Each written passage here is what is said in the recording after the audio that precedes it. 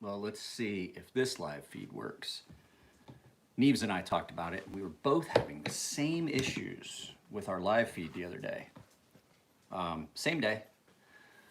He was frustrated too. He tried to log into my live feed. A lot of people tried to log into the live feed and could not get in. That's the consensus I got, was that they couldn't get in. And some people were saying they didn't get the notification until like 6 hours later. So this may, yes, this is 100% a YouTube thing if we're having issues with live feeds. There's 2 people here. Yeah, this looks like it's working this time. Not like it was the other day. What's up, everyone? I just returned, live chat here. Just got back from the National Cemetery over at Point Loma. I stopped by to see a couple people. I had big intentions that I was gonna go a bunch of different places. I realized real quick that they're starting to open things up here, even though my doctor's like, no, you're still not going back to work. Things are starting to open up. There's a lot of people. And I thought, hey, I could go up to Miramar, to the National Cemetery up there, but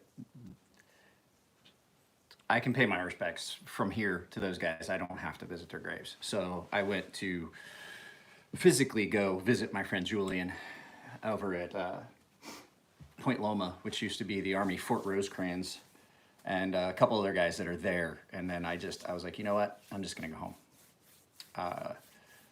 I can honor their memory here quite as efficiently as I can by getting in my car and driving and putting more cars on the road. It doesn't not need to be done that way. So I came home and decided to do a live feed. Fort Rosecrans, Point Loma, they had, good morning, Steve. Point Loma, they had a thing where you could go early. So I contacted them for some of the elderly folks because they were thinking, that's not a real big cemetery. It can be crowded. And I asked them, I was like, well, if I've got something from my doctor that says I'm immunocompromised, can I get in and come in early with all the elderly folks?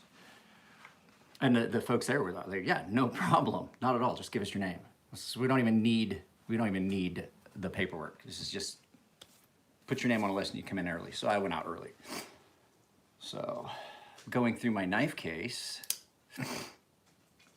thinking to myself, what should be the next revisit video? What knife should I revisit in my case that I still carry a lot? And I have not decided yet. I think it's probably gonna wind up being a surprise. I'm not gonna stay on here a super long time because I do want to I don't know what my daughter's got going on as far as like workouts and stuff. I wanna get my workout done early because today, she's supposed to be like 85, 86 degrees here, which means my house is probably gonna be like 87 to 90 in the house by the time the afternoon rolls around. It stays fairly cool in the house until like the last part of the day. And by that time, when it starts getting really hot, the kitchen gets hot every day. Living room stays fairly cool until like around 4:30, 5 o'clock. I don't think so. I might have a couple beers, but I have not been drinking very much lately. Not as much comparatively as to when you guys used to see it and I was drinking in like a lot of videos. So like by the time the living room gets hot, it's cooling off and you can start turning on fans and blowing air in from outside. So living room and bedroom, the living room and my bedroom stay fairly cool throughout the day in the summer. So I'm just going to get off here, get changed into my workout clothes and work out for a little bit. What's everyone else got planned for their Memorial Day? I'm not going to any barbecues, not doing any of that shit.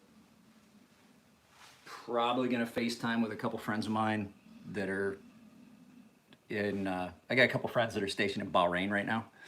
So tonight, I'm gonna figure out the time difference.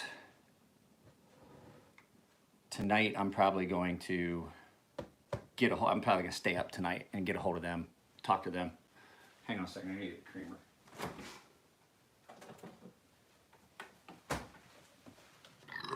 Oh, I woke up.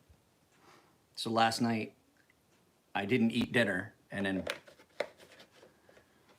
well, that's a good one. I mean, my kid just got up and went for a run. I was talking to her right before I started the live feed. I've been doing a lot. I have not used my grill in so long now. I got that sous vide. The guy that has supported the channel a lot over the last few years. He doesn't like, he never comments. He doesn't want anything mentioned. I know who it is now. The guy that got me the sous vide, all the sous vide equipment. I've been using that. The other day, guys, I did some of the best chicken I've ever had. Hang on a second. I'll tell you how I did it. So my wife has these really cheap, nasty chicken wings that the school basically is going to throw out. And so instead of giving it to the food bank, if the people want it, we use it to make soup because it does a pretty good job making soup. It's got fairly good flavor, but it's really tough. That chicken is really tough. I think it's probably older chickens and they get them to the school district. At any rate, so we had some that they were cleaning out their freezers from the school and they're like, we got to throw it away or you guys got to take it home. So whatever, you know, we can't really take poultry and stuff like that to the food bank. So my wife brought it home, vacuum sealed, froze them, and we were using them for soup. And I took a pack of them. I was like, I should try to do sous vide on these and see how they come out. And so I put these chicken legs in with, first time I did it with Cavender's Greek seasoning.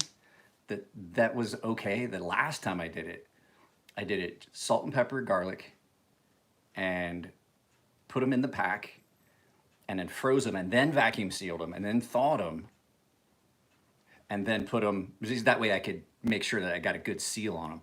Then thawed them and put them in a sous vide at 180 degrees for 5 hours, and then pulled them out and put lemon, garlic, salt, and pepper, because you pat them dry, you lose some of your outside flavoring, and you pat them dry and then torch them, and then put a little bit more lemon on top. Holy crap, it tasted like El Pollo Loco.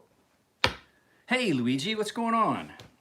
Guys, I failed to mention it in the last video. I probably should just throw up the new tile, the new scrolling tile that shows the supporters. We got a guy named Steve that is a supporter. I haven't seen him on any of the live feeds.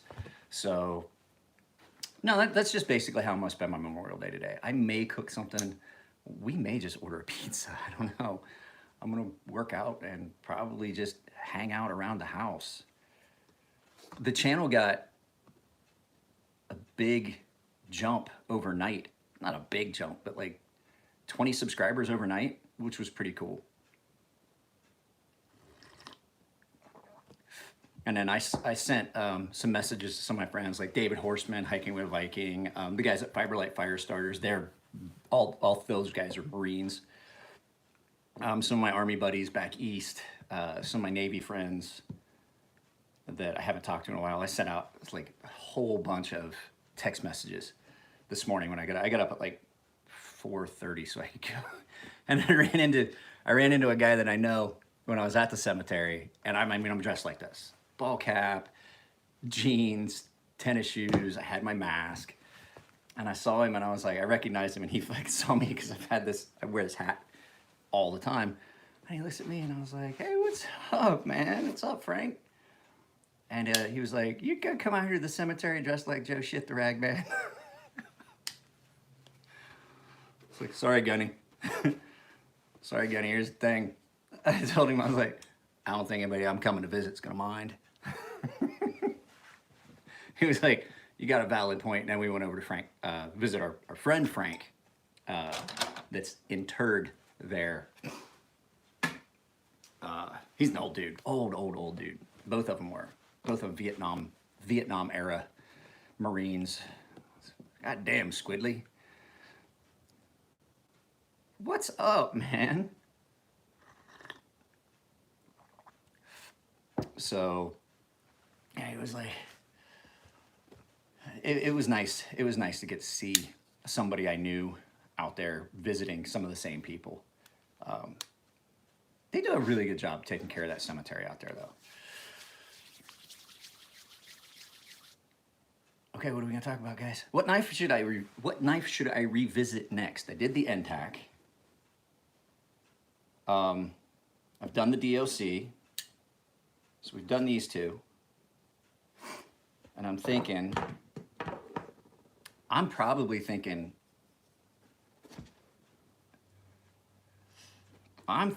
probably this. Because this has been carried for 4 years. So this is one of those, this is gonna be fun. Hey, Luke's here. Yeah, Luke was texting me this morning. I was actually at the cemetery. I was getting ready to head back. I don't want to just only do my Ferrum Forge stuff. I'll get to the Archbishop. It's still one of my favorite designs, but this is another knife that I've had in my collection for a long time. It's had a lot of carry, a lot of use. As a matter of fact, I've got an issue where I knocked the tip off of it. So, anybody feel like dropping a like? There's 9 of us here. Kind of nice that you have a close. I have to go halfway across to get it. Well, for a lot of the folks that I would want to see, I would have to go to Virginia and things like that. But the fact is, I know I have a cemetery here, and like I said, it's more of, I don't know, it's more like resting on the fact that you've just done something for so many years. Like I went to the cemetery every year, and the last couple years I was like, I don't need to go to the cemetery. I can honor my friends in my own way at home and not even have to go. It does not require a trip. A lot of times that winds up being, half built is crooked as shit. There's a lot of times that winds up being resting on ceremony, is what I was gonna say. It's just, oh, I've always done this. Like I told Frank, before we would visit our friend Frank, his grave. I could have went in shorts and a t-shirt if it was warm, and the folks I was visiting would never once have cared. And then we got to laughing about it. We were talking about some folks that we knew, talking about my dad. I hadn't seen Frank in a couple years. Told him my dad had passed away here a few years ago, about 3 years ago. We got talking about it, and I looked at him, I was like, Frank, it's funny. The older I get, the more dead people I know. He started laughing so hard he was coughing. Guys, don't forget, if you haven't entered the Penguin giveaway, I'm still doing that giveaway. Wednesday, I'm gonna do the live giveaway on Wednesday. There's like, this has got the most traction of any of my giveaways, I think. There's like 100 plus comments on that video. And yes, this was in my pocket. I don't know about working out, my shoulder hurts. I worked out yesterday and I was like, that shoulder's got some issue with it. Alex, good morning. Like I said, I went back, this thing hits way above its weight class. I'm really impressed with this QSP Penguin. It's been in my pocket. It's been in my pocket a lot. And somebody was commenting, he was like, dude, you got a $30 knife in your pocket. And I was like, yeah, and I got a case full of anywhere between $400 and $1,000 knives in my case. I don't know. My doctor, they're starting to loosen up. Some stuff is opening, but my doctor is being pretty strict. He said he wants to see how this all plays out with the things opening and seeing what kind of effect that's going to have on numbers. So he's like, yeah, I put you off work till August. He's like, I'm still holding that that's a good possibility that you may be off work till August. But my state disability started coming in, so at least I don't have to worry about losing the house right now. We just have to be frugal, which I've always been frugal, but there are things, okay, I'm not gonna lie, there's things. You're gonna see a video today. I'm probably gonna shoot a video today with my daughter. We are going to hang LED lights in her bedroom. So, nice thing was though, you guys remember that Sears All Torch that I said just don't use it, don't buy it? Yeah, I bet. And that's his concern. My doctor's concern is that there's going to be a massive re-influx of cases. He wants to see that like level off and start to taper before I go back. And I was like, I can't stay home forever, doc. And he goes, no, but right now this is the time where you can and you will. And some people are like, dude, just fuck it, go back to work. And I was like, I can't, because I don't know if you know this. I'm retired military and my doctor is active duty. He has recourse to where he can hold me via UCMJ to his direction as a doctor. Now, if he was a civilian doc, shove it. I can actually be charged with failure to obey an order because I still fall under the UCMJ. I still carry a card. I am retired. I still fall under the UCMJ. I'm not separated. I'm not out. I'm retired, and I still fall under the UCMJ. And technically, if he charges me with failure to follow his orders, they stop my retirement pay because now I've been charged under a. I don't have a button lock Mordax. I didn't need a button lock Mordax. Why would I need a button lock Mordax? I have an OG Mordax. I'm not that guy that buys the same knife twice. There are no duplicates in my set. I'm not one of those guys that hoards like all of one type. Like my buddy Luke. I love Luke to death, but he's got like fucking 4 of these, and I'm like, I get it that you like the knives, but why more than one? Why spend like these are like $500 a pop? You've got like 3 or 4 of them. You could have bought one of these and 3 other of the designs you like. So I'm not that guy. I only have one of everything. Anything I have in here, there's no duplicates. No, you don't need backups. I have backups. Look. This is all backups. If I break this one, I can use this one. I break this one, I can use this one. I can just go down the line until I get to here and use this one. And then I can go all the way down the line. I just can't carry these in public.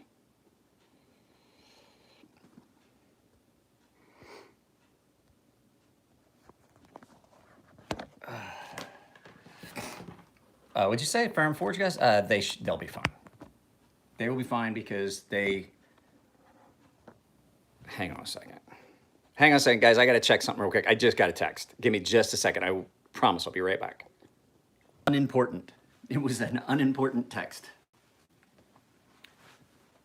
But you're telling me that if I'm using this knife and it gets dull or breaks that I can't use this knife? Yes, I can. Backup. Variety and backup. I have more than one knife, and 9 times out of 10, I have more than one knife on me. I have yet to make a decision about this knife going away. I have somebody that's really interested in it, and I don't carry it very often. But when I do get a wild hair up my ass, like today is Mako Monday, this is such a nice knife. But I'm thinking about it.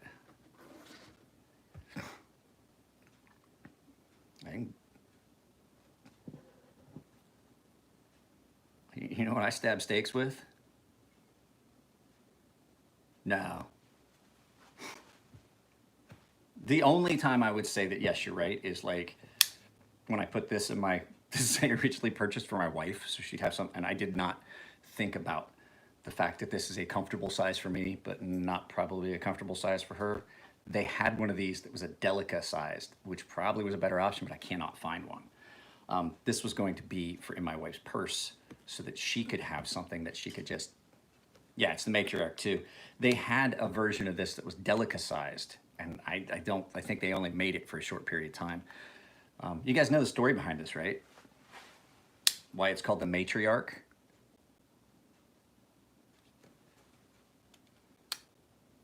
Paternity test to figure out who's the father. Maternity is a mother. Matriarch is the female. So now that we've established what matriarch is, the female of the family, like the female in charge, in South Africa, they had had a lot of rapes.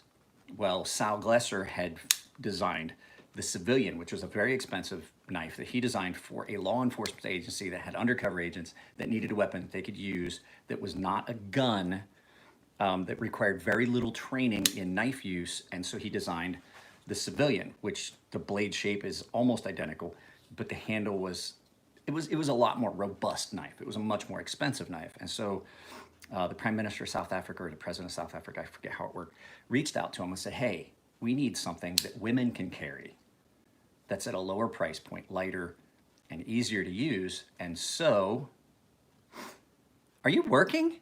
It's Memorial Day. You, as a military member, should have told them to shove that right up their ass. Sorry. I don't care what I'm doing. I will work almost any other holiday. You tell me I got to work Memorial Day, we're going to have a fucking problem. So they designed this knife basically as a cheaper version of the civilian that they could market and sell in South Africa for women's self-defense. That's how that knife came about. Hang on a second. My dog is looking intently at the door like we may have a visitor. Give me just a second. But yeah, that's how that happened, guys. I don't very often get into the back history and story on knives, but I happen to know that one. Veterans Day, yeah, Veterans Day. Veterans Day, I don't give a shit about. I don't need a day. I don't need a day. I already have Labor Day because I have Memorial Day for my friends. I don't need Veterans Day. I'll take it. But I'm just saying, Memorial Day, this is the day. That's some horse shit. Memorial Day is not a federal holiday there. That's bullshit. It's a federal holiday, period. I'm telling you, I would quit a job over that shit.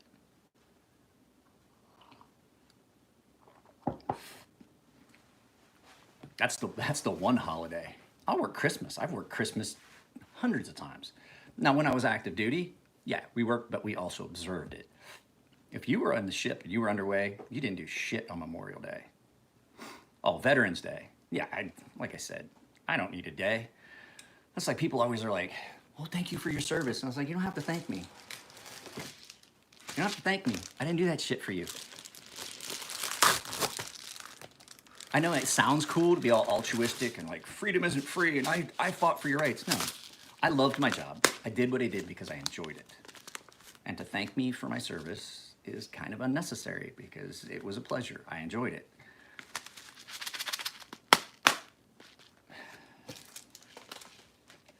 A lot of times, the folks that you see that are like, freedom isn't free, I fought for your rights. And I'm like, dude, no.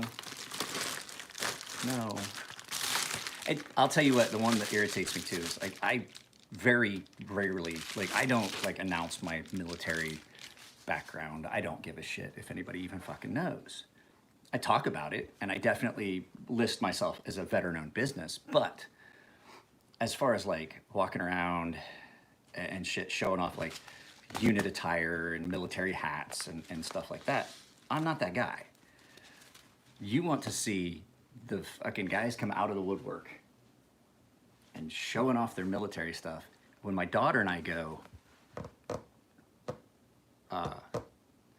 yeah, that's why I tell people all the time too. Memorial Day is not about me. Keep that shit to yourself. Yeah, thank me on Labor Day. Labor Day was for government employees and military as well, for the labors that they had provided to the country. Actually, anyway, so when you go to Knott's Berry Farm, coming up here November timeframe, they usually have Knott's Berry Farm is free for veterans and one guest, and everybody can you can ride rides. And I take my daughter every Saturday that they're open like that. And now we can go pretty much anytime I'm off because she does school, online. Any rate, so we go, and that's when they just come out of the woodwork. Everybody's just wearing unit attire, unit t-shirts, unit fucking ball caps, fucking all that shit. I'm like, guys, why are you branding yourself like that? I mean, you look, it's almost, it's a very non-shielded attempt, non-guarded attempt to get attention. I get being proud of your military service. I'm very proud of my military service, but I don't walk around shoving it in everybody's face, just aiming to get attention. It's an attention thing, and I don't care. I don't care. I'm taking advantage of something for free that is being provided to me, and I am appreciative of it. But I don't have to walk around announcing publicly, do I wear unit attire? Yeah, because I'm cheap and I don't buy new stuff until that stuff gets worn out. I still got shirts and hats. From what's that from? The cup, I kicked it. Throw it in the trash. Don't go out there. Throw it in the trash. There's a trash can right there. So you can ask my daughter, Isabel. Yeah. When we go to Knott's Berry Farm for the military, everybody's wearing their military hats and stuff, aren't they? Kinda, yeah. Yeah, it's just it's kind of too much, isn't it? It's usually just the not the workers. They usually have like, it's probably like 40% of the people. See, I don't do that, do I? No. No. So, and everybody's like on Memorial Day. That's fine. That's their choice. I'm just saying. I think it's a little too much. Do you know who else irritates the shit out of me with that overselling and overplaying their military background? Nothing fancy. Nothing fancy. That drives me nuts. The 3-letter acronyms and all that. It's just too much. You're playing it up too much. Ah. That's my finger. So, I mean, like, I get it. Yeah, he was an officer, but Howells. No, I need to get another Howells. It's Howells. That's an H, not a K. I definitely do need to get another one of these on order because this one is starting to, she's starting to get a, now this one came, I can't remember if the original one came pre-ripped like this, but this one definitely came with these rips and stuff. So The other one did too. did it? Yeah. My daughter says the other one did too. What branch was he in? Who? My water just got all over me.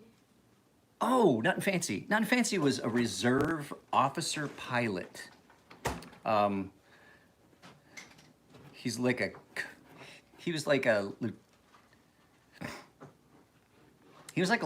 reserve lieutenant colonel, I think, in the Air Force Reserves. Now, I do know that he flew missions over Iraq, but I think he flew fuelers. I think he did refueling for fighter jets. I think that's what he did, which, I mean, that's amazing. That's incredible. That's a good job. But like the fact is, he plays up that military-esque thing so much.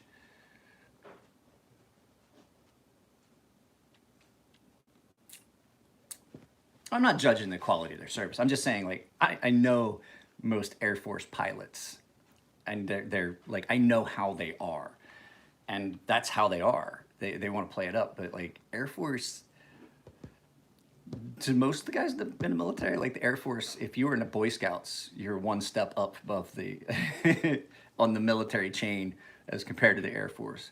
Mr. Martin. I want to watch TV. Hmm? I want to watch TV, but I don't know. There's nothing in there to watch TV on. Like I said, there was nothing. Apple TV is in my bedroom. I have not hooked it up yet. The PlayStation 3 and 4 are both in my bedroom because you don't ever use it, and I wanted to play Infamous. I'll get the Apple TV hooked up down here for you. Because you can use it a lot like a Roku. I just have to find the remote for it. I got an Apple TV. A friend of mine on base had one in each room. And when his kids went to college and left, he had like 4 Apple TVs. I don't know where he got them. He got them like real cheap or something. So he had 4 of the old school Apple TVs, little box, the set-top box. And he gave me one of them, and he was like, hey, here you go. Just fucking reset it and set it to your Apple iTunes password, and you got an Apple TV. And it does come in, it is nice. And I will say one of the coolest things about it is you can screen share. Like if you're watching something on your phone and you just want to throw it up on the screen, there you go. And so that is one of the cool things. But I don't ever use it because I have my phone. If I want to watch the stuff I have on my Apple, because basically it was a way to watch my Apple movies on a TV without having to find a way to cast what was on my phone or on my computer, because back, I would either have to watch them on my wife's Mac, or I would have to do the library share on iTunes and stream it to the upstairs computer. It was just no real way to watch it. And it was kind of cool that I could watch my movies other places, but with the PS4, I've got Disney Plus and all that stuff. I got Disney Plus for free for a year. So November, I'm gonna have to decide whether I want to pay for it or not. And I don't know. I don't use that service enough, I don't think, to make it worth paying for. Guys, it's gonna be hot today. It's fucking hot out here in this kitchen already. Give me a second, I take a sweatshirt off.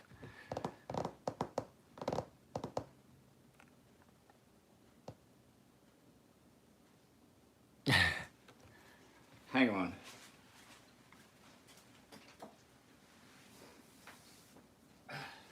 I'm still here, guys. I will answer my thoughts on that comment. So to your comment there, I kind of agree. The guys that I see that do stuff like were the guys that joined for specifically because that's what they wanted. They wanted that recognition. I didn't. I joined because I didn't have many other options, and a lot of my family was in the military, and I was like, you know what, military is a good option, and I wanted to do my part for my country, and I just fell in love with the job I did.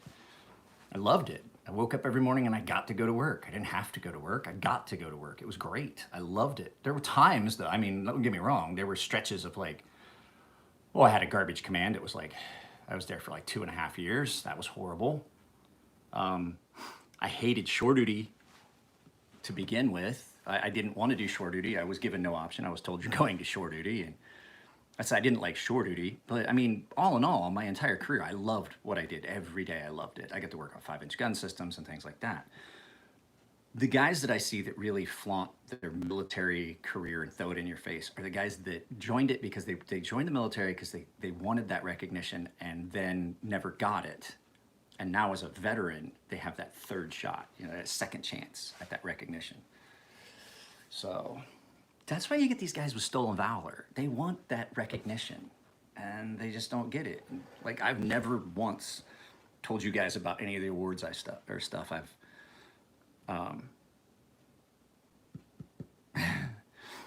I've never like showed you guys my military awards or stuff. I never even fucking really talked about that fucking paddle there until somebody asked about it. It was a gift. It was a going away gift when I left my civilian job with the government, my GS job. That was from one of the guys that I worked with. They got that for me for going away when I left and decided to start this business. So, you know what I'm thinking about revisiting? Here, just put it in. I'll just put it in my coffee. I don't want to waste milk. It's expensive these days. It kind of got expensive there for a little bit. So when my daughter doesn't drink her milk out of her cereal, I put it in my coffee. It's sweet. It's sweet. It's actually pretty good.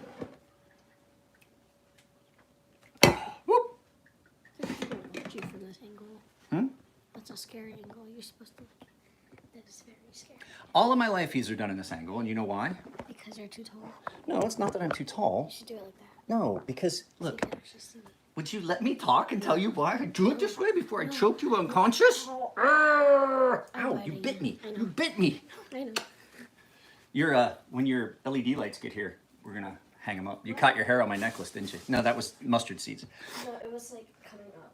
I put it at this angle because if I put it on the tripod, the text, I can't see it I can't see it as clearly when they comment, so I can't read their comments. That's why you don't do it on the tripod. But if I... That's why you put it on the table so they are like this. Isabel, then they're looking right up my nose. This is... So they can see me. so they can see More you. important. Hey, Luke just said, well, maybe she's too short. It's not that Well, I'm too maybe tall. I shouldn't have taken Mama's jeans. Why are you wearing Mama's pants? Oh, gee. Okay.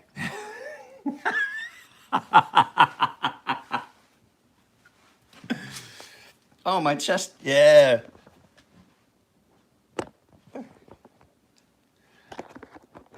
My chest burster. Is this a t-shirt review channel? I've got several cool t-shirts. I like to find cool and unique t-shirts, and if they're cheap, I'll buy them. I love going to Goodwill. I found some old stuff. I have again, I have an old air-cooled Charlie's El Motel shirt that I found, and I bought it and it fit, and then I got fat, and I'm trying to work my way back into wearing my air-cooled Charlie's shirt. And some of the back in the day, you could get some really cool shirts at Old Navy. That shirt's an Old Navy shirt, but it's just been worn. I got a Coors Light shirt that I've had since high school.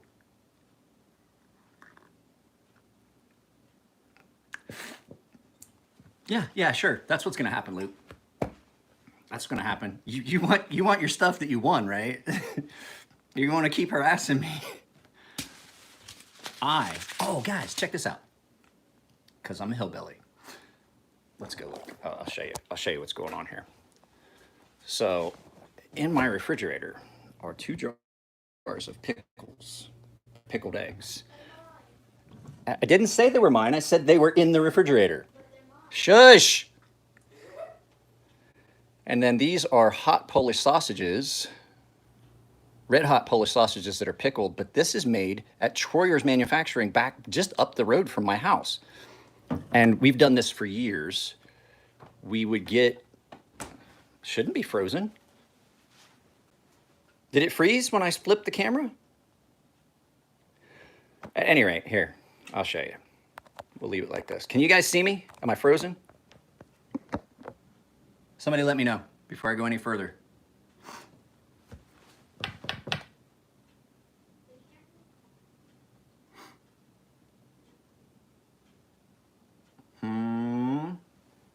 No, not frozen? Okay.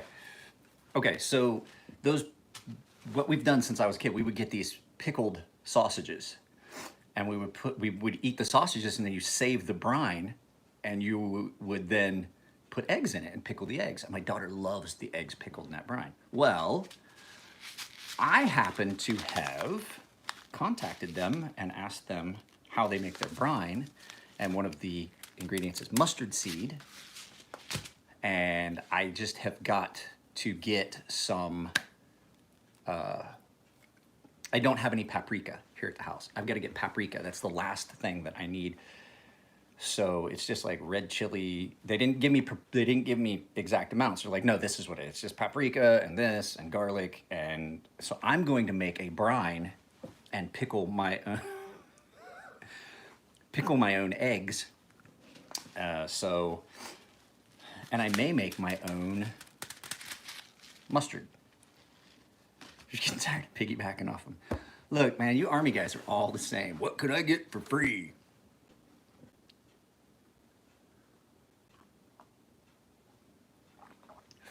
I've had this coffee cup since I was 18 years old. 18. I am 45, almost 46 years old. You guys do the math. How long have I had that coffee cup? I bought that coffee cup pretty much right after I graduated boot camp and went to school because I needed a coffee cup. The building that I went to school in, that schoolhouse does not even exist. The United States, hang on a second. Let me make sure this lens is clean. I want you guys to get a good look at this coffee cup. I've had this. This is where the pride in my job in the Navy all comes from. Everybody loved this schoolhouse. This is the U.S. Naval Gunnery School at the Service School Command, Great Lakes, Illinois. I know how long it was because I know that 28 years ago I joined the military. I joined the military when I was 17 years old. I had to wait for my father to sign the paperwork. I'll get you started on Navy stereotypes. All right, well, I can start on all the other ones. Were you a Marine crayon eater? Were you in the Army? Well, if you were in the Army, that meant that none of the other services would take you because the Army will take anybody. And if you were in the Air Force, don't even fucking get me started. Army? So that meant that your ASVAB was so low that the other branches of service were like, no, dude. And the Army went, can you tie your own shoes? Okay, cool. You know that's true.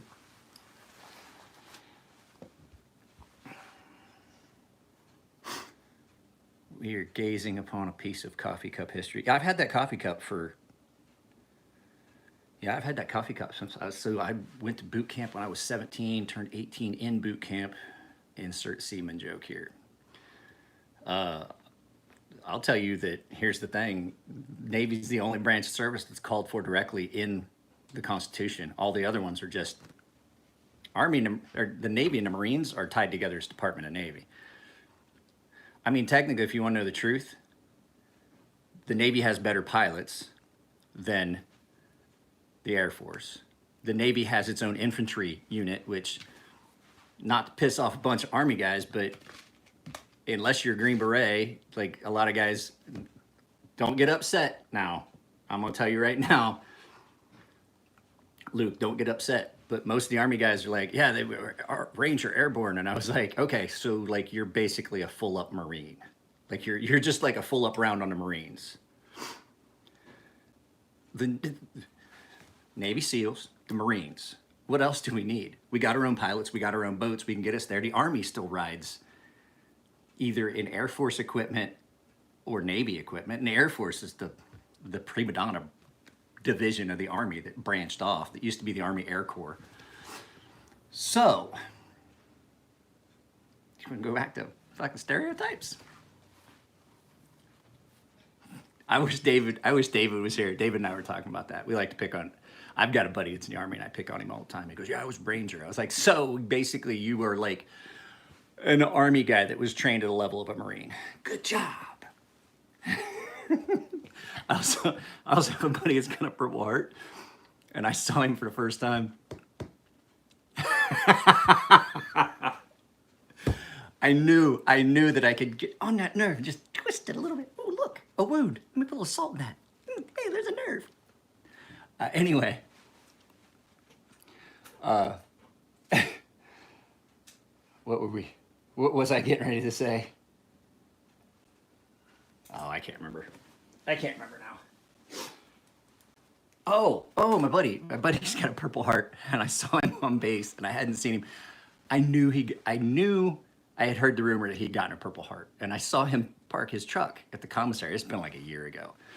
I saw him park his truck, and I saw the license plate, and it's got that Purple Heart on it, and I was like, "Hey, bro." He's like, "What's up, man?" And I was like, "Hey, when did you get the Enemy Marksmanship Award?" I was like, nice job not staying down. You couldn't find a Marine to jump behind?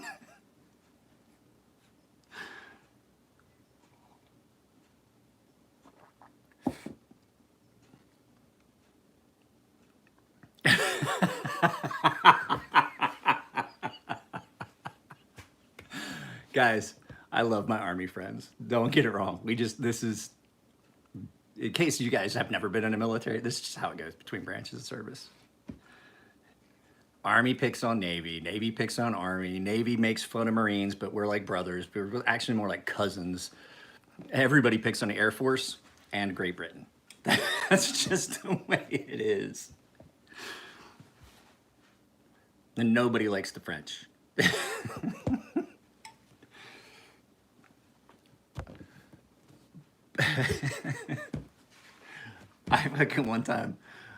One time we were doing, so we were in Korea. And so there's this big thing that happens in Korea.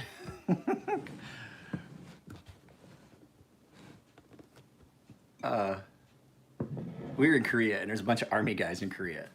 So we were in Korea for, I can't remember what they called the operation, but it was blue-green workups. So we had Army, Navy, Korean Marines, Korean Army, Korean Navy. We were all doing like joint operations. And so we were in port and we were out drinking, and I saw these guys, and I swear I thought, and then you got to remember, we got 3 ships in port. We had the Dubuque, the San Bernardino, and the Bellawood. We're all in port. So a bunch of Navy guys, but we see these guys, and I thought they were Army guys. And they have these little champagnes that you can buy in Korea. They're called Oscar. And they're great. They give you a horrible headache the next day because there's like a lot of formaldehyde and shit in it, but they taste like Flintstones chewable vitamins with alcohol. They're amazing. And you just drink them and they're great, but you pop these little corks out. You have to pop this fucking cork out, like a plastic cork, like a rubber cork. And we see this group of guys over there, and I'm with my buddies and my cousin's sitting with me, and I was like, watch this shit, watch this shit. I was stationed with my cousin on my first shit, and I fucking pop the cork and I bounce it. I was really good at the shit. I bounce it off of the ceiling down into this table that I thought was full of army guys. And I bounce it off the back of this one guy's head. And he picks the cork up and he walks over and he looks at me and he goes, don't fucking do it again. And I set it down and I grabbed my buddies before he could even sit down. I grabbed my buddies, like, yeah. I bounced it off the back of his head again. And then he came over and tried to murder me. Turns out, it was a table full of Navy SEALs from one of the other commands, and this dude taught me a life lesson that I will never forget. While he was choking me unconscious and screwing my right knee into my left ear, I learned real quick that air, like pussy, is not important until you're not getting any. That dude, almost like I was like getting ready to, I could just feel it. I was fucking dying. And he whispers in my ear and he goes, do it again. And I just went limp and he let me go. And I was like, oh my God. And my buddies, I was like sitting there. I was like, thanks for helping, guys. And they're like, you're the toughest one of us. There's only one of him and he did that shit to you. What the fuck did you want us to do? I was like, that's a valid point. I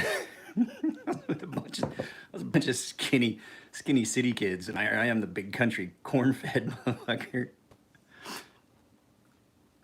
No, I think he said IQ 25. I think that's what it was, Luke.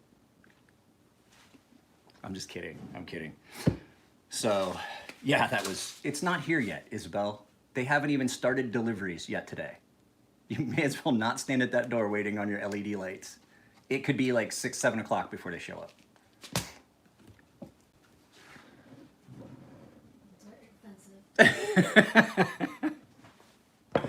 Oh, what? Oh. Neves! Yo! What's up, buddy? I came back from the National Cemetery earlier. I went real early. Got back, decided to do a live feed, my Memorial Day feed.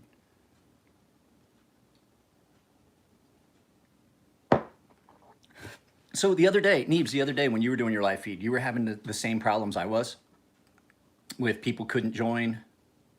Oh, 25 IQ. You forgot the I. I hope that nobody's actually upset. I hope nobody's actually taking any of this serious, because if it's hard to read comments and see whether somebody's actually starting to get wound up, because I don't want to offend anybody here. I like everybody here. I love everybody here, and this, honestly, from an outside perspective, for anybody that's never been in the military, that kind of ribbing and things like that may seem over the top, but we haven't even started. This is like the PG, like this is the stuff you could do in a food court at a shopping mall when you run into a bunch of your buddies and they're out doing their recruiting thing. You're like, hey, trying to trick some high school kids into getting shot at. I see how the Army does this. We can give you any job you want. We can give you any job you want. You can fly helicopters? Sure you can.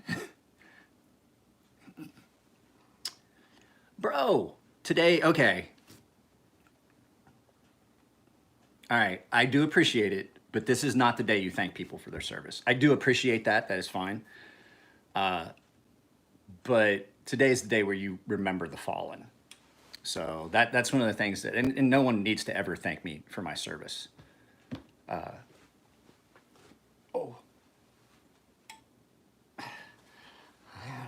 I gotta work out soon. I actually am postponing. I'm putting off my workout just because I'm not looking forward to chest. This is gonna be a rough one. Dude, guys, I did legs so hard Friday, and I know I didn't post the workout up. I'm sorry, I forgot to transcribe everything. I know.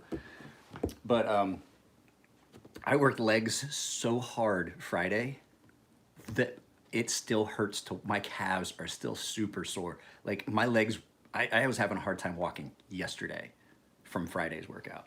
And I intend to do chest and back every bit as hard today. What I do is I stagger, like some of my workouts are super intense and I kind of stagger them. So yeah,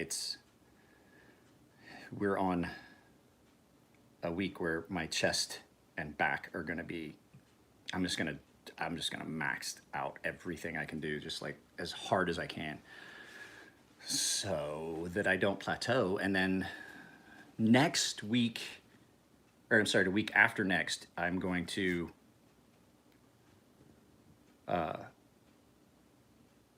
I'm going to swap my workouts up, so it'll be completely different.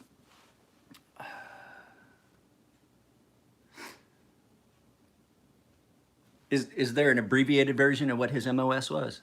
I'm just curious. I think he and I talked about it once before. What his actual MOS was. I think we've talked about that. Oh, guys, speaking of veterans, Fiberlight Firestarters sent me this. I have not talked about this yet. I probably will do a video. This is their one of their newest products. So this is a necklace with an ambidextrous striker, and this is a full-sized, what is this, 3/4 inch? I have, somewhere around this house, I have a, there it is. We're looking at here. You guys know I can't measure shit. I don't know why I'm even bothering. It's a 1/2 inch. So this is a 1/2 inch ferro rod that's just been cut, had holes drilled in it, put on a lanyard that you can wear around your neck with the striker. And you can actually adjust from the back. And this has a whistle, but I don't know what's up with the whistle on mine. I guess it works.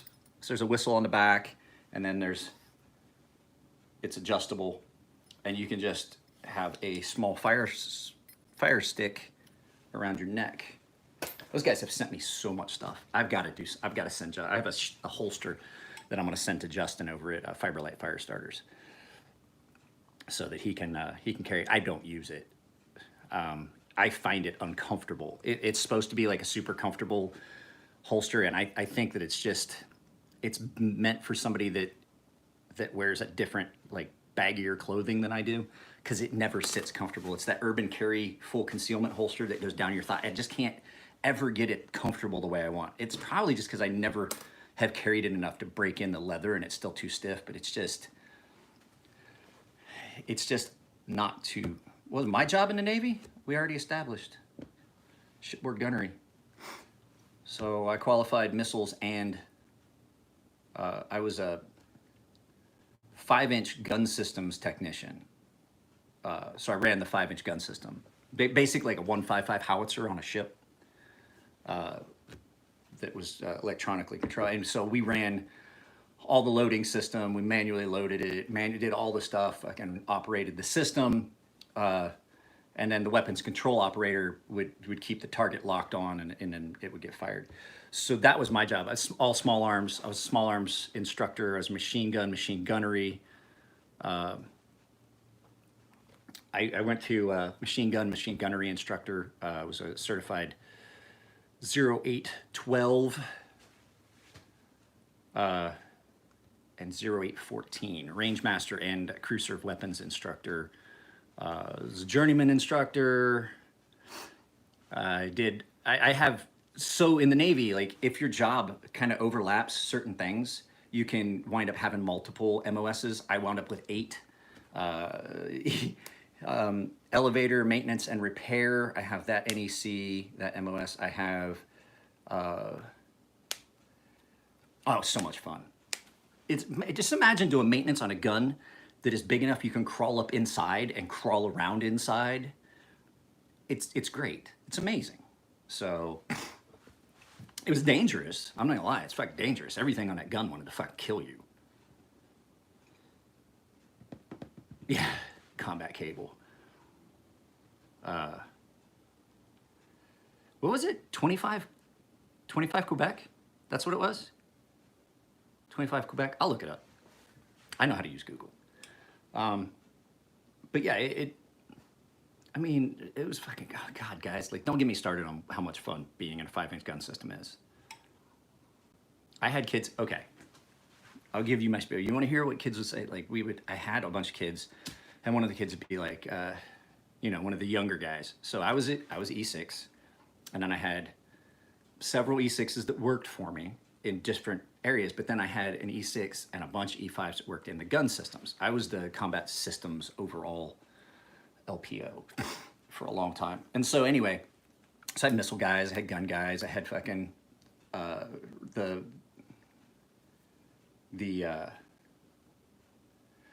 what do they call it? The 86 whiskey guys, the weapons control console guys. I had all these guys that worked for me. At any rate, so we'd have new guys who were like, oh, I'm gonna get out. I'm gonna get out. I was like, I never even really approached it. I was like, if they didn't want to stay in, they didn't want to stay in. Like, just do your time and get out. Just honor your commitment. And so, but the guys that I had talked to and the guys that had worked for me for a while, we get a new guy. He's like, I'm just going to get out. And he's like, you should go talk to Guns first. Go talk to Guns. I was like, hey, Guns, I'm getting ready to get out. Like, I'm not gonna re-up. I was like, okay. He said, but the guys told me I should talk to you. I was like, yeah, you know, that's fine. It just, the military is not for everybody. You want to get out, you can get out. But I want you to think about something. You currently are in a position that you're never going to find in the civilian world. So what do you mean? I was like, go down to the armory and I want you to look. We have a big bulletproof room full of machine guns that has my name on the door. I can go in there anytime I want. I was like, but the big thing? Where else in the world are you gonna get to work in a 3-story gun that fires a 72-pound projectile at twice the speed of sound for 13 nautical miles, whose impact is associated with a bright light, a loud noise, and a rapid going away of things? And saying that right now gives me goosebumps. Those kids will be like, I'm gonna go re-enlist. That's how much I loved my job. When you think about something like I've got goosebumps on the back of my neck thinking about how much fun that job was. You can't do that in the civilian world. I literally, you can ask my wife, when I found out I was being medically retired, I cried for a fucking week. Because I was on terminal leave. I was trying to fight it. I was trying to fight it. And they were like, nope, you're retiring. You have to. There is no option. You are being medically retired. I cried for a week. When I had reached when I had reached a point where I had no further recourse, I was on leave. I sat in this living room, in this house, and cried for a week. I'm seeing all the new messages, Mr. Martin. I loved my job. I mourned my retirement. And I have yet to find a job that I loved or will love as much as I did. I've been trying to get the job as the tech rep, the technical representative for 5-inch. But the guy that does it, Phil, keeps like, oh, I keep telling them that they should hire you. And I was like, yeah, but you keep telling them you're not going to retire.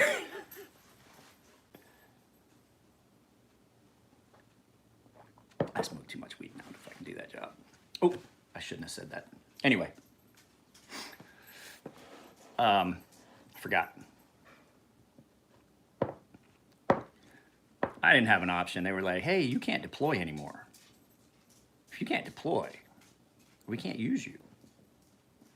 I was basically at, I don't know how it works in other services. So the Navy Special Forces, has got so many different levels of what it falls under. So the Spec War Command's MESF started falling under that, and that's where I was stationed at. And so being there, and that was my command. They were like, nope. They put me on limited duty at Naval Sub Base Point Loma here in San Diego. I was there for year and a half or so while we were waiting on a determination of my military retirement. I was trying to get back into, I did not want to get out. And so got medically retired just shy of 18. I was like fucking 5 months from hitting my 18-year mark, which would have meant that I could have stayed permanent limited duty with no questions asked. If I had hit 18, they would have let me do my last 2 years, but I was just shy of it.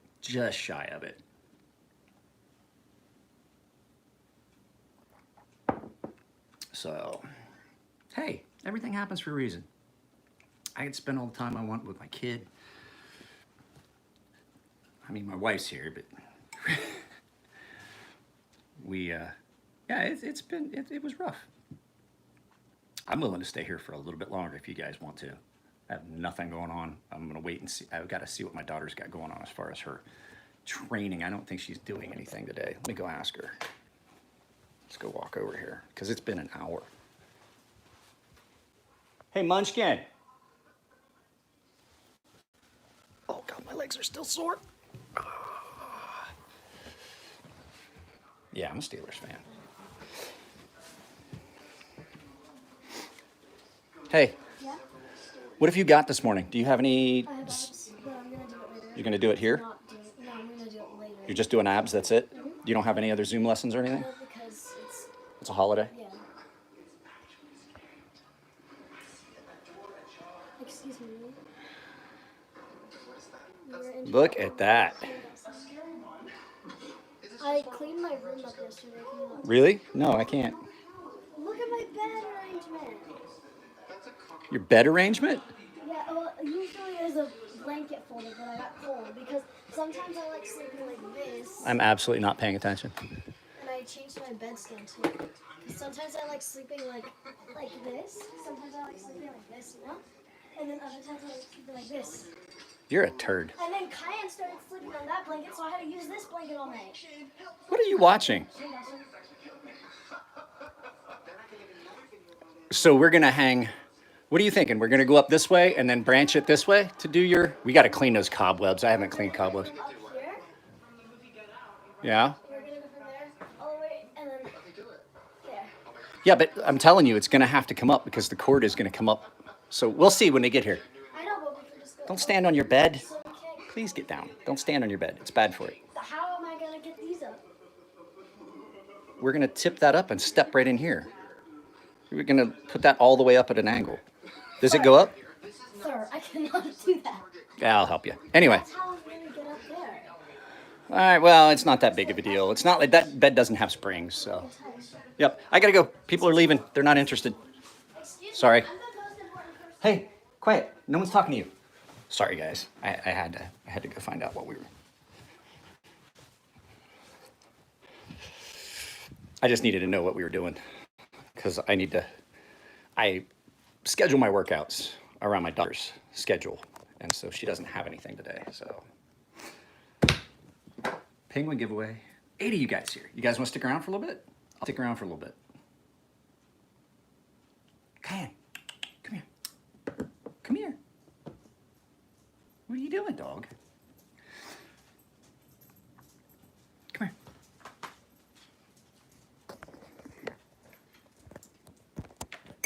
Say hi. Sit. Speak. Speak. Say hi. Speak. Speak. Speak. Speak. Yeah, okay, go. Good girl. Kyan said hi. No, that was it. I'm done. No, I'm not giving you anything. No, she's not. She doesn't bark very often. And when she does, people are like, no, that's it. That's what you get. That's what you get when she speaks. If she gets to barking, people think she's aggressive because she has got a very deep, growly bark. But when she's barking, it's because she's excited. I've never seen her bark because she was upset. I've heard her growl at people at the door, and that dog loves everyone. And if she doesn't like somebody, then that's an instant indicator to me that I don't like them either. But we're gonna get her listed as an emotional support dog because that dog knows when something's wrong. That dog knows when something's wrong, and she will come. That dog can tell, and she's really, really good about it. And she's super, super good with little kids. Like she'll jump on adults. Like if it's somebody she likes and knows, if somebody that she likes, like my buddy Matt, when she's all jumping on him all over. My mother, she instinctively knew she couldn't jump on my mother. Like she knew that my mother could not have her jump on her. And she never did, never once, no matter how excited she got to see my mother. I don't like doing the treat rewards for actions. I think it's better just because then they come to explain. No, is that the guy you told me about that I should do the podcast with? Because I like I said, I don't follow other, I don't really follow. You're about to, you, Nick Shabazz, and Birdshot, and Jim Skelton are like the only people that I watch, and I haven't seen Jim put up a video in a while. Well, I mean, if you know him and you want to talk to him about it, have him get in touch with me. I don't even know really how to get in touch with him. Ooh, sewer duck.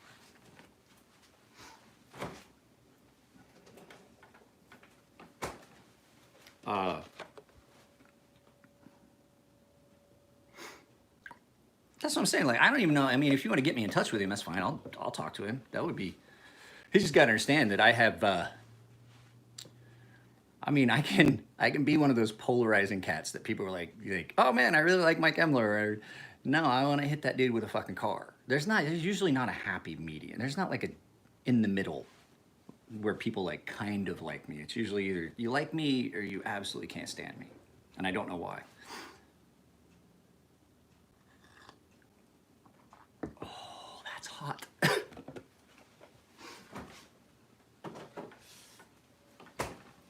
I adjusted the thermostat on that coffee pot because it wasn't keeping coffee as hot as I wanted it. So I took it apart and I fucked with the thermostat on it. I fucked with the setting. I think I need to take it back apart and crank it down a little bit. That shit is hot. It's like on the verge of boiling. God damn. I don't want to burn up that coffee pot. It's fairly new. Burned up the last one. So yeah, no, I'm not subbed to many other knife channels either. Too much repetitive stuff. I talked to Doug Ritter. Oh, it seems like not long ago, but it's probably been months. I wrote something for him and sent it to him, like my take on knife legislation. And I don't know, he said he asked if he could edit it before he put it up on the knife rates page. And I don't know if he ever got around to it. I don't check, because I don't check any of that stuff. Like, I don't follow. Like, a lot of people are like, oh, what do you think of this new knife or this? And I was like, I don't know, because if it hasn't shown up here, I haven't seen it. Because I don't, that's not how my channel works. It's not like I could, I suppose, pull up a digital catalog on like what's coming from Spyderco or Benchmade, but the whole thing is I don't like either one of those companies really all that much right now. So I want to. I used to love Benchmade, but hang on a second, I'm right here. But like, they really have done nothing that I like in a very long time. They used to, like, I used to love looking at Benchmade's new stuff, looking at their catalog. I still look at Cold Steel's new catalog. What was that? How do you get a knife company to produce a knife you design? You know how I've done it the last 2 times? Went up to him at a knife show. I was like, hey, I got a question for you. You ever thought of producing something like this?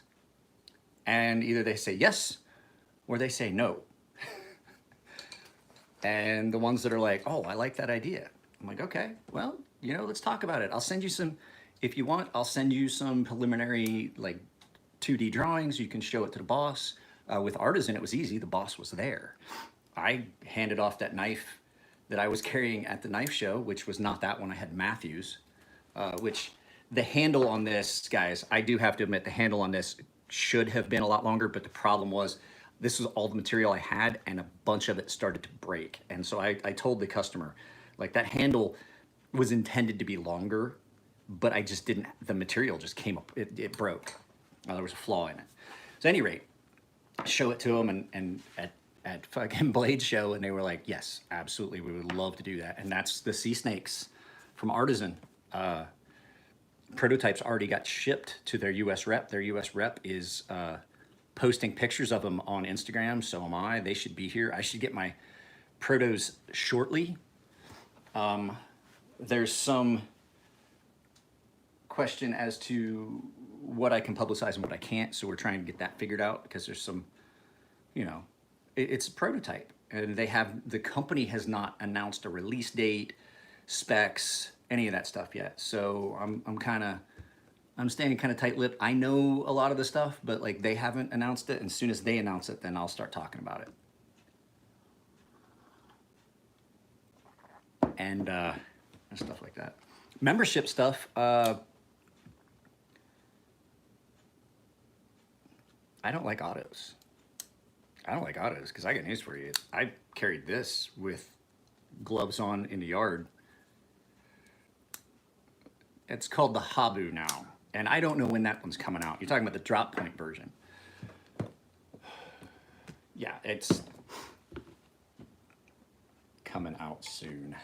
Hopefully. We're going to see how this one does. But I will tell you that the sea snakes are going to be available in areas that the stonefish was not. The stonefish, which was the one that I did with the big fixed blade, was available with vendors like you know, Blade HQ, Knife Center, stuff like that. This knife, the sea snake, the small Warney EDC fixed blade, is going to be. Hold that thought. I'll come back to that. It's going to be on Amazon, and it's going to be a rather affordable. We're looking at sub $100 on that sea snake, like under $100.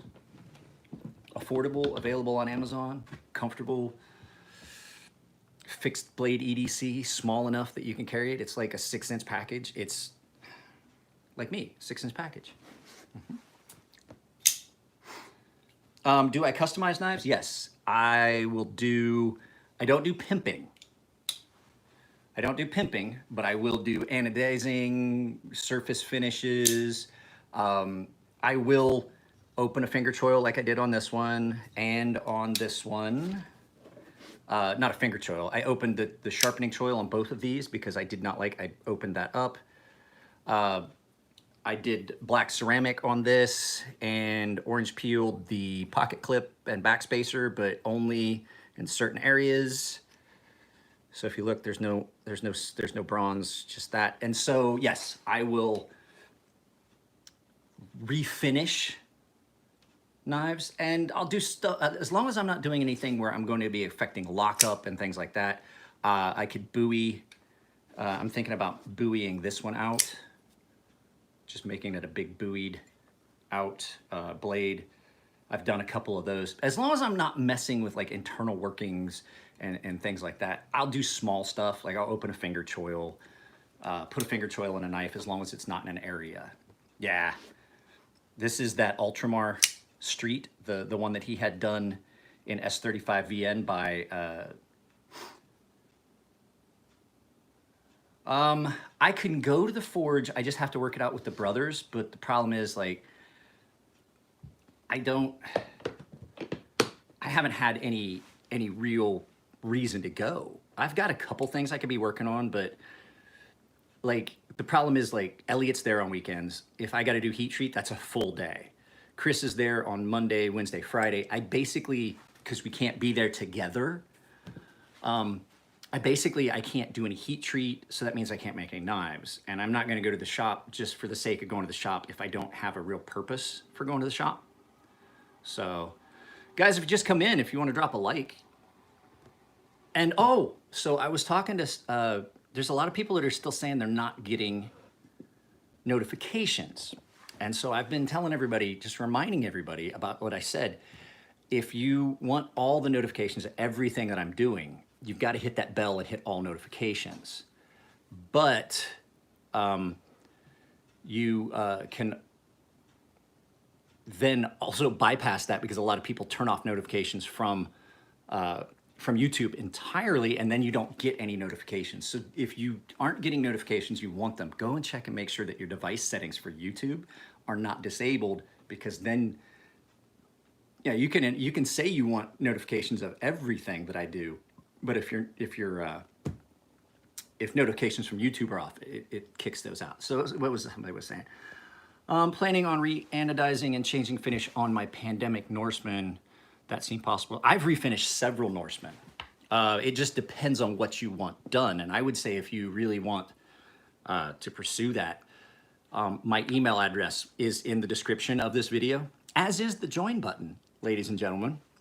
I am going to keep selling that. I've got things, guys, I've got a $500 custom knife that I'm giving away specifically to the top tier members. I have one of my stonefish that I'll be giving away to one of the top tier members. I have something Nico and I are working out that we would do for all of the paying members. That's one that's going to be for everybody. I have several things I'm going to give away just to members, several things I'm giving away to the top tier members because they pay 15 bucks a month. So I'm going to give them, and they're getting the sharpening tutorial and stuff like that. So not to throw out a shameless plug, but I kind of have to. I want to try and get those numbers up. Those rookie numbers, you got to get those numbers up. We have 9. We have 9 paying members on the channel now, which I never thought would even be a thing, which is pretty cool. Luigi, if Luigi's still here, Luigi is a paying member. Luke is, Alex, Dwayne Smotherman, Steve, I can't remember Steve's last name now, but I've already added him to the support tile for the credits and stuff like that. So you'll start seeing those, he'll start seeing his name next week when the video goes up, probably Tuesday next week. Tomorrow I have a video that's going to go up. I just haven't decided which one it is yet. Whew. So yeah, and see Luke, you can tell like who's the members. See how Luke's tag looks different? He's a member. Who else is talking? I have an Ultramar Liberation. I love it. I just wish it was about 2 inches longer. I actually, so my the Ultramar, I always thought I wanted a 228. I always thought I wanted the 228, the big, bulky, heavy. And then I got this. I traded Matt. Matt took this and money in trade for a custom knife that I had that was given to me that the guy gave to me, didn't want it. And so Matt was like, I really, really want that. Well, you're the only member here. And members get shout outs in videos. And so I got this one, and I always thought I wanted the great big one. And then I got this one. I was like, I actually like this better than the big 228. I really, really do like this better. I just wish it was a little thinner ground. That's the only thing I wish. Like I've seen Matt's 229, the Riat produced, like one that looks, it's done by the same company. It looks just like it's the 229, I think, which is the full size. No, absolutely not. I love this. I've always wanted this exact blade shape and everything in a Chavez, and it just happens to be a much more comfortable package.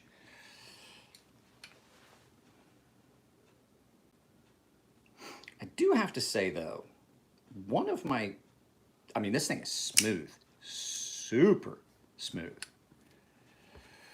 but there is one thing about it that I wish that they had stayed true to, and I'll show you what it is. You see how there's 3 jimping there, and there's 2 here, but when that opens, I just wish that they had went to the trouble of making that even. You know what I'm saying? Does it affect the way it feels in hand? Yeah, that's why. It just feels, that one little spot, it just feels weird to have that one spot. Yes, okay, S35VN is great if it's done well. RWL34 is always great. I have never had a knife in RWL34. Grimsmo's knives in RWL34 get fucking scary. Like scary, scary, scary the way their edge is. John recommends me to his US customers. John's been doing that for a little while now, so I get a lot of Norsemans that come in. So their RWL34 is great. I don't coat any of the Norsemen because I think that their milling and everything is so great that it would be almost a shame to do a coating on it. I mean, I would. No, RWL34 is real similar. It's real similar to it's basically real similar to a really high quality 440. And it's a steel that Robert Lovelace was involved in the inception of, and it works easy, it sharpens easy, fairly easy, holds an edge really well, gets a super crisp edge, polishes super nice, and it's like if you like to sharpen knives like I do, RWL 35 RWL 34 is a fucking dream.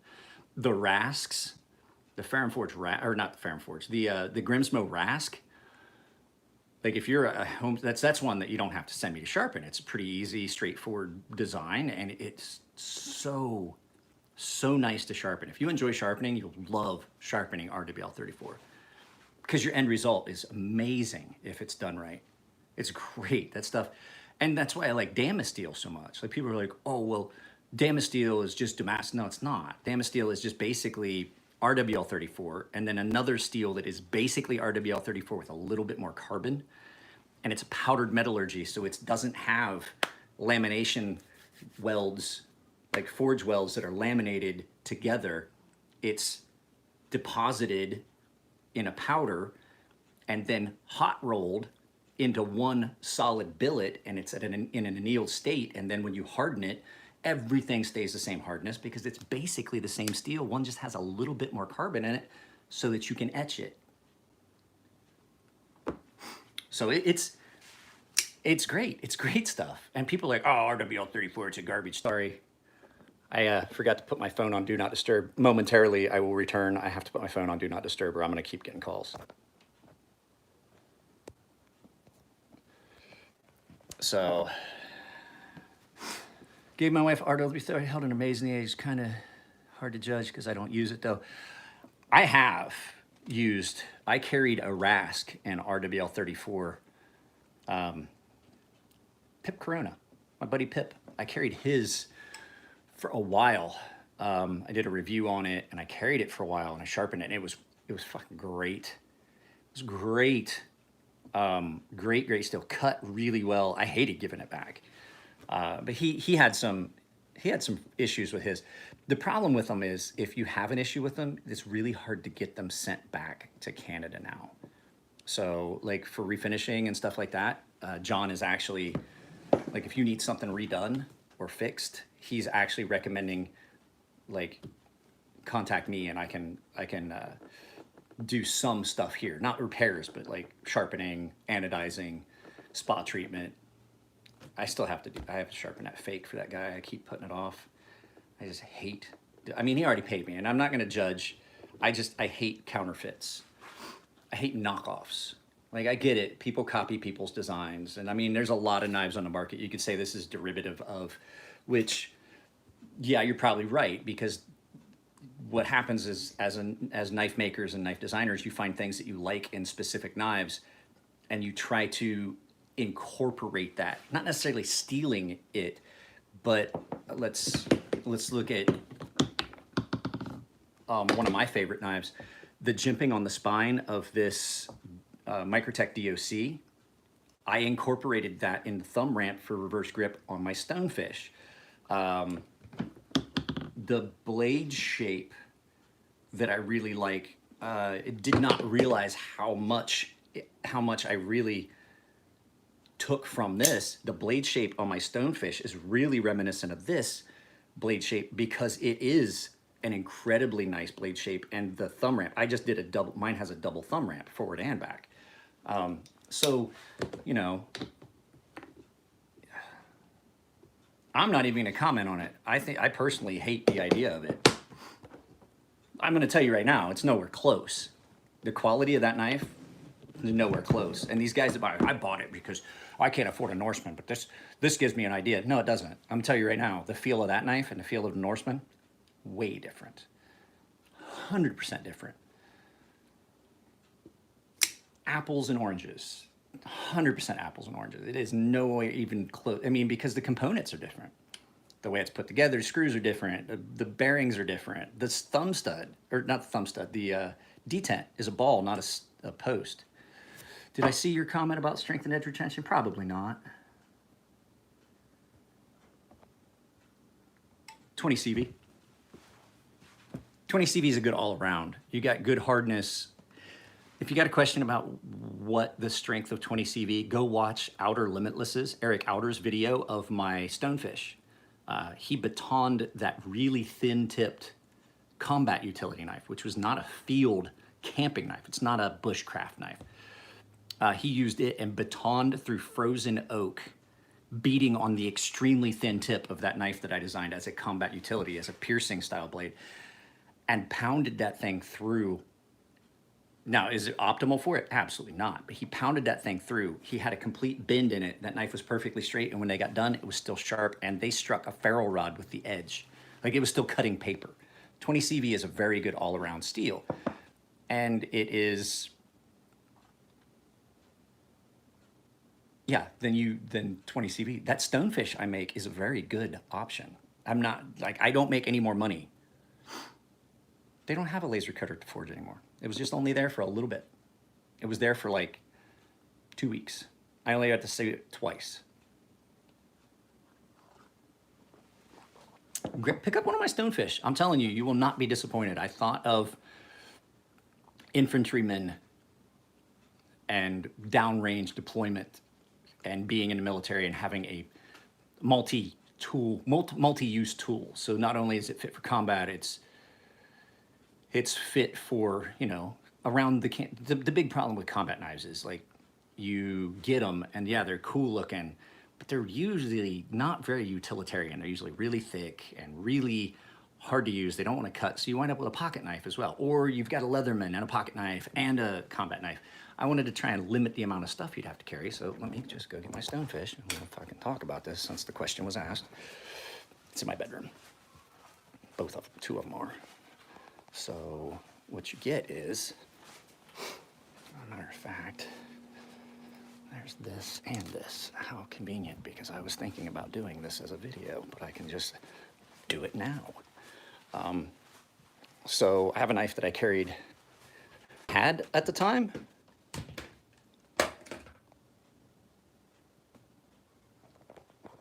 Wait, what?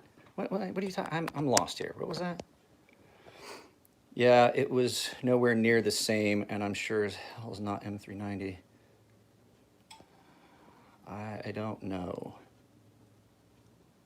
Yeah, thought it was nowhere near the same, I'm sure. So, stonefish.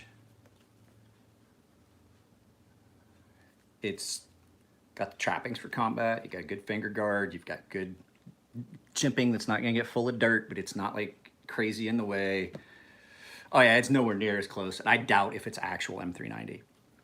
But you have a fairly slender blade, nice edge, nice thin edge that you can use for actual cutting, because your other option is you either get issued a K-bar or you get issued one of these.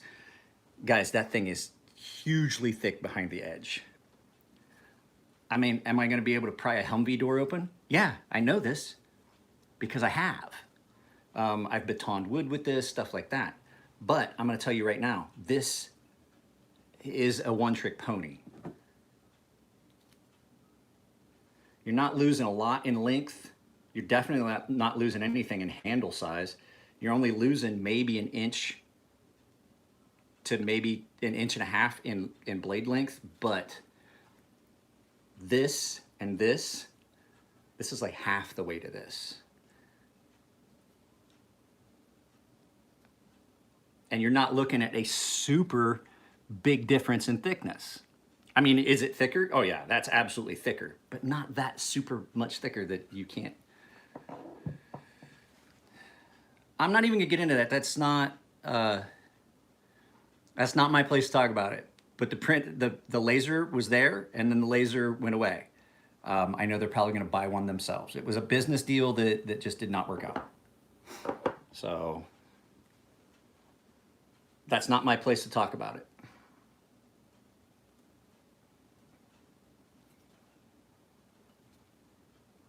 I need to resharpen this. I've been using this a lot, and it's not wanting to grab a hair. Yeah, it is. It's grabbing. It just needs a little touch up. At any rate, no, this, I don't know, because here's the thing. I'm not gonna lie to you, Luke. I don't make any more money by telling you to buy this. I've already made all the money I'm gonna make on these knives on that run. And you can take the, you can get soft loops for it. You can do the,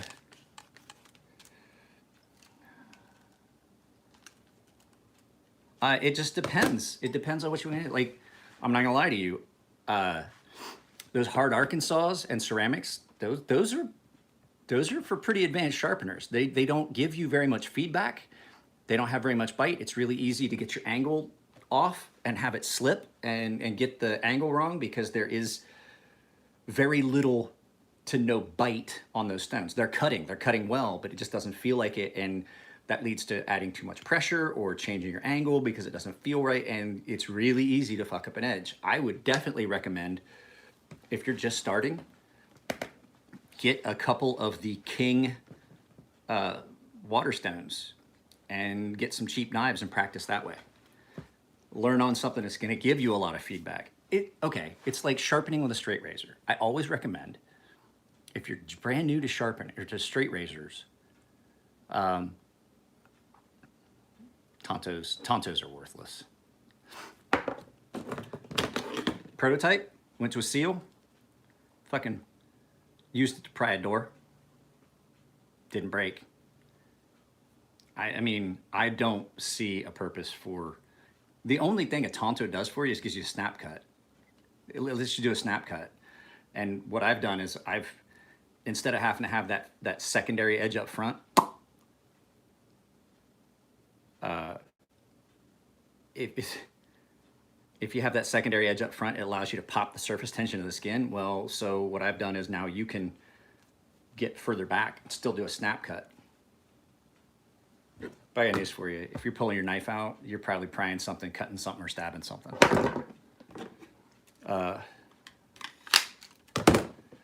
So I would say, yes, get some King Waterstones. Get they have an 800, 1,000, and a 3,000, and get a coarse stone. So get like I'd say get like a 250 stone, 600 stone, maybe 800, 1,000 stones, somewhere in that range. And then I would start with that and get some cheap knives at a swap meet and practice. That's gonna be your easiest way. And then once you get the muscle memory down and can feel how it should feel on the stone, then get some different stuff like ceramics and stuff like that. I like the Matrix Diamond Stones because I sharpen a different way, but I get good feedback from them. I don't like stones that are slick where I'm not getting the feedback. So a lot of my sharpening is done by feel and sound, not by visual. Yeah, I'm just saying, like, this would have been the knife that I wanted going downrange. And you can, like I said, it's set up so you can tie it on, molly it, you can wear it belt.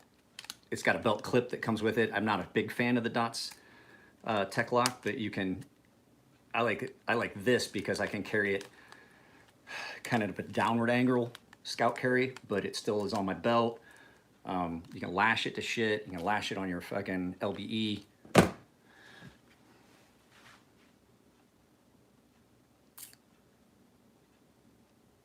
What's everybody else got? What's going on? I am gonna have to get off here. See, it's getting warm. I'm gonna have to work out. If I'm gonna do my workout, I'm gonna do it soon. This went on several deployments with me, and then it has been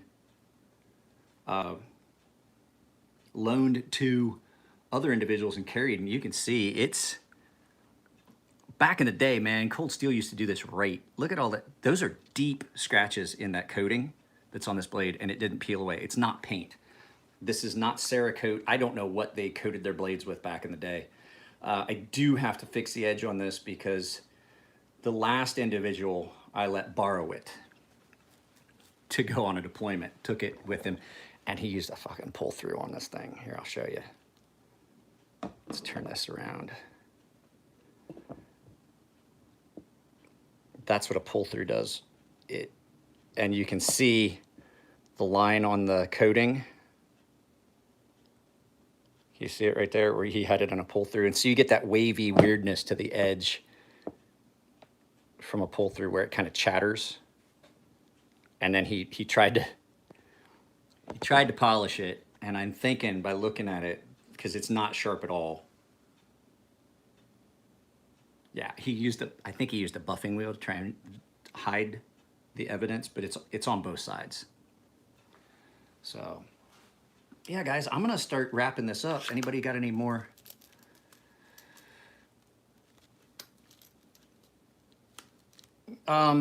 You could try that, but yeah, Kingstones are good. You could try that on your pocket clip or your Norseman, but what I would really recommend would be if you really wanted to do it, blast it, bead blast it, and then tumble it to get, because I mean, sanding, if you hand sand it, you're never gonna get it consistent the way you want it. Titanium is very unforgiving about how you sand it. And the fact is, you're never gonna get the scratch pattern exactly the way you want it because you're gonna stutter and stop, and then you would also wind up, it's really hard to keep it flat. So to get the look that would look back to factory, a blast and tumble, then a blast and tumble, and then a soak in some multi-etch and some anodizing, depending on what color you want. You could also do orange peel. You could orange peel like I did this one, and then anodize it, and it gives it a unique pattern look. There's a lot of stuff you can do. Pocket clips are, I'm gonna tell you right now, pocket clips are notoriously difficult to get exactly the color you want, because a lot of times when you heat titanium, there's a chemical reaction a lot of times will happen in the material, and it's called alpha case. It is nitrogen dilution, and what happens is it's a little bit of embrittlement. So when you add heat, it absorbs oxygen, nitrogen, things like that. Well, when you start dealing with the material that you've heated and it's formed alpha case, it's not gonna react the same to, one, the etching, and two, the electricity. So to form that electroanodizing coating, you have to play with that. You've got to have a really good power supply that has got like a fine control, which is why I love going to the shop. I would not try and do it here at the house, like, because I couldn't afford a power supply that the boys up at the shop use. Is like a $1,000 power supply. So, but it's got some super fine adjustments. And the other thing too is, everybody's like, oh, this is the voltage, this is the voltage. Well, what they don't take into consideration is to get the colors you really want at those voltages, you've got to be able to push a good bit of current. I think that that's a 5 amp power supply that they have at the shop. No, I have no idea. You know what the Chris Reeves finish is? Actually, I can tell you. It's just sandblasted. It's bead blasted. It's just blasted. If you get a Chris Reeves knife in hand from them, it's basically just blasted. Mine is actually done differently. I don't like the way a blasted handle feels. I love, and I've done this, I did the same thing to my other one. I actually hand tumbled it. Mine has been blasted and then tumbled and then anodized. Actually, mine was blasted and anodized and then tumbled and anodized again, because I have a two-tone. I need to, you're not gonna be able to see it. It's never gonna come through. So what I do is, now that it wears, because it gets a lot of pocket time, I just anodize it over top of the green where it's worn at a lower voltage that is bronze, and so it looks like patinaed copper. So yeah, I need to take this thing apart, take it to the shop, and throw it in an ano bath for a few seconds and get the bronze back up on it. I don't like, well, that's, the 940 finish is,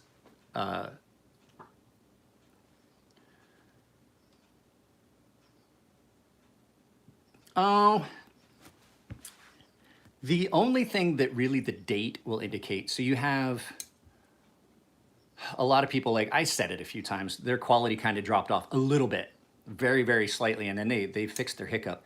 When Chris Reeves left, and then things like that, but the big one is blade material.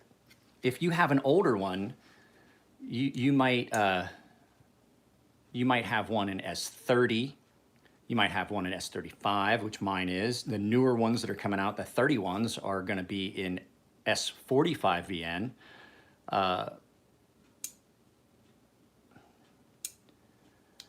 See, if you don't own one, you're not going to understand why they cost $400. Because I got news for you. This knife is leaps and bounds above the majority of knives in this case. Just telling you. The only knife that I could say really tops it as a production knife, that does definitely, I think, tops it, and for other reasons besides functionality, is this one. This is the best production knife I've ever bought at the price point. Mainly because this looks like a fucking custom when you get it in hand. The first time you get one, you're like, holy shit, that looks like a custom knife. And I only paid, I don't think I even paid $400 for my Riyadh Horizon D. I think I paid $300. But if you've never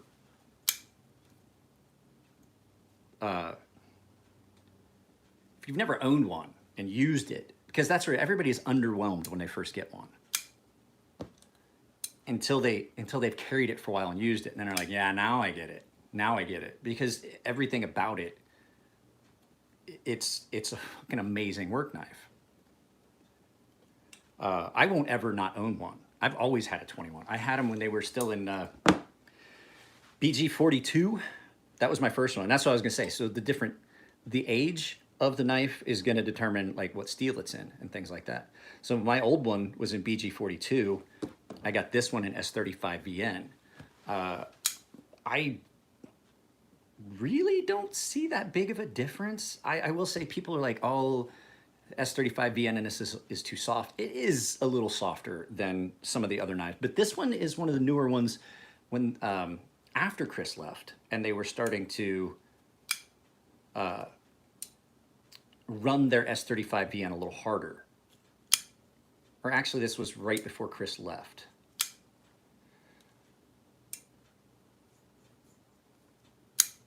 I always carried mine, like if I know I'm gonna go somewhere where I've got to do like a lot of work and a lot of cutting, this is what I throw in my pocket. That goes in my pocket.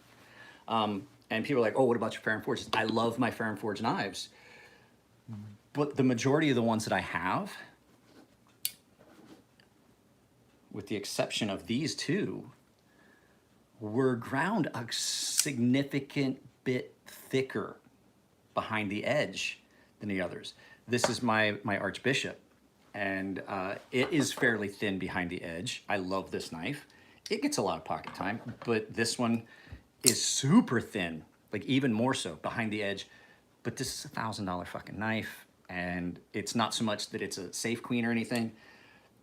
It is something that it's super hard to get refinished, and I don't want to put the boys through that by taking it up and say, hey, I need you to reanodize this for me. This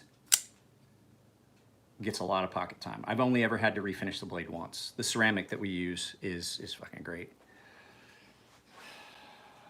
So yeah, this spends a lot of in-pocket time. I've broke this knife twice. I broke parts on this knife twice, and Elliot and Chris have fixed it for me. Might be what goes in pocket. Guys, I have got to go. It has been amazing talking to you. I love all you guys. If you haven't dropped a like before you leave, I'd appreciate it. There will be a video going up tomorrow. You want to see it? You want me to be a dick and show you? There'll be a video going up tomorrow. I just got to figure out which one it's going to be. I just reprofiled the edge on this. I had used it.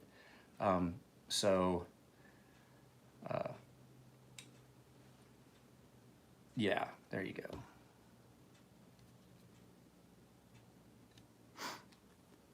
God, it's so smooth. So anyway, you guys take it easy. Like I said, if you want to help support the channel, there's a thing down below. Yeah, well, here's the thing. The guys have been so backed up with other stuff. So like I said, if you guys want to support the channel, there is a link to the join in the description of this video or on the main page. Like I said, I want to do some more giveaway stuff. But it's kind of determinant on the giveaways get paid for by membership. I do have a lot of stuff, though, I'm going to do just general giveaway stuff for. So keep your eyes out for that. I have boxes full of stuff that I'm just going to give away. So you guys take it easy. Love y'all. Talk to you later. I got to go to the toilet, get changed, and start working out. Later. There's the button.